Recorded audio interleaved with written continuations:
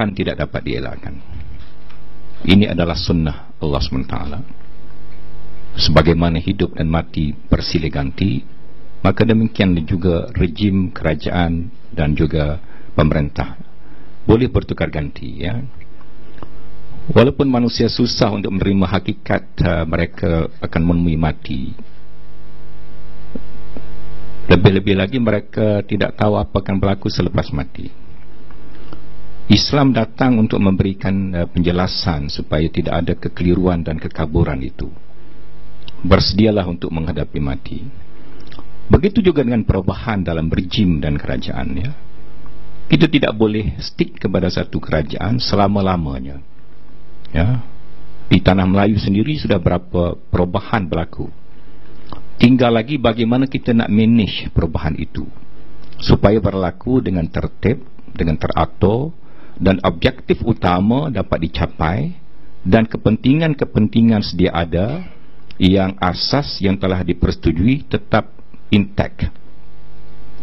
Tidak pernah dalam sejarah Malaysia moden, saya kira, dengan adanya Pakatan Harapan yang terdiri dari kepimpinan yang telah tested dari segi leadership.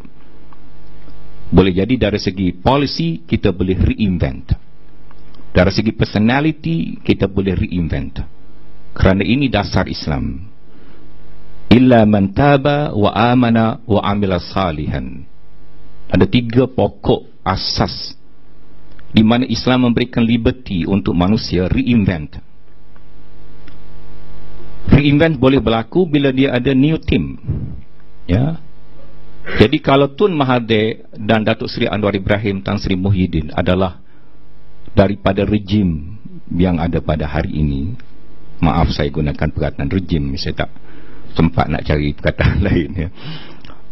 Tidak semestinya mereka ini tidak boleh diberikan peluang untuk terlibat dalam perubahan yang teratur yang kita perlukan dalam negara kita, kerana ancaman yang kita ada adalah lebih besar daripada perkara-perkara lain. Ancaman yang penting adalah leadership. Dalam dunia mana sekalipun yang menjadi masalah adalah leadership. Mesir tetap strategik kedudukan dia pada hari ini sama dengan zaman Fir'aun yang telah mendapat kekayaan dan memakmurkan dengan pembinaan moden seperti piramid dan lain-lain. Still strategic position Egypt and Cairo today, kerana sumber daripada Sungai Nil, kekayaan bumi daripada Sudan dan pendalaman Afrika. Tetapi kenapa Mesir pada hari ini sebuah negara yang lemah, yang miskin? Ialah kerana faktor kepimpinan, leadership. Leadership Melayu yang kita ada pada hari ini bermasalah. Dan saudara sendiri tahu apa masalah-masalah utama, tetapi akhirnya kepimpinan seperti ini akan desperate mendapatkan bantuan asing, ya. Kalau Tuan Guru Haji Hadi kata kita mengundang DOJ, padahal bukan itu isunya, kenapa tidak dibangkitkan kita mengundang negara China untuk bail out harta-harta kita? Bahkan 3 kamp tentera kita bakal akan dijual, seperti kenyataan Datuk Arsyad. Kamp Batu Cantonment akan dijual, kamp Wadiben akan dijual. Tidak ada lagi kedudukan ketenteraan yang strategik dalam bandaraya Kuala Lumpur. Anything happen to KL, 2 jam perjalanan daripada Bera pasukan tentera untuk sampai ke pusat bandar Kuala Lumpur. Padahal isu keselamatan moden bukan lagi dalam hutan, bahkan dalam bandar adalah adalah satu isu keselamatan. Kenapa ini berlaku? Ketua Setiausaha Kewangan memberitahu, oleh kerana kita kekurangan hasil, satu langkah diambil adalah penjualan aset, penjualan tanah-tanah strategik, ya.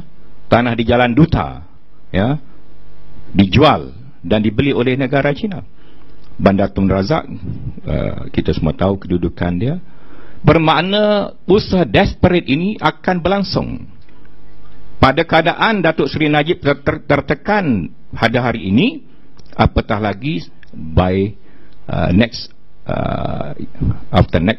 term, after election, kalau Datuk Seri Najib lagi menjawat jawatan, saya kira ancaman kepada kedudukan negara, khususnya orang Melayu, akan menjadi lebih teruk. Saya tidak akan panjangkan ucapan saya, cuma saya akhirkan. Ada satu sabda Allah SWT, wa in tatawallau yastabdil qauman ghairakum. Yastabdil qauman ghairakum adalah satu konsep Quran, ya.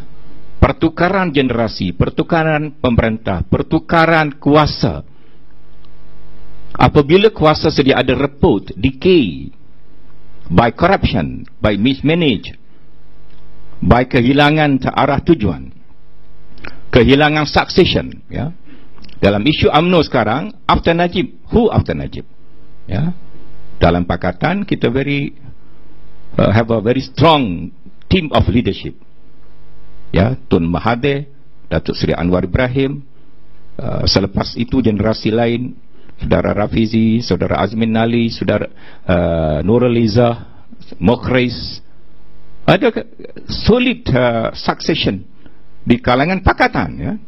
Cuma kita tinggal tidak diberi peluang. Dalam UMNO, Zahid Hamidi pun tidak dipercaya oleh Datuk Seri Najib sendiri, ya. Saya kira, ya, saya kira preference Najib adalah Hishamuddin. Dan how strong Hishamuddin is to lead Malaysia, ya. Jadi pertukaran yastabdil qauman ghairakum adalah fitrah Allah SWT. Kalau kerajaan itu sudah decay, sudah menyeleweng, sudah korup, sudah melakukan kerosakan, Allah akan gantikan dengan generasi dan pemerintah yang lain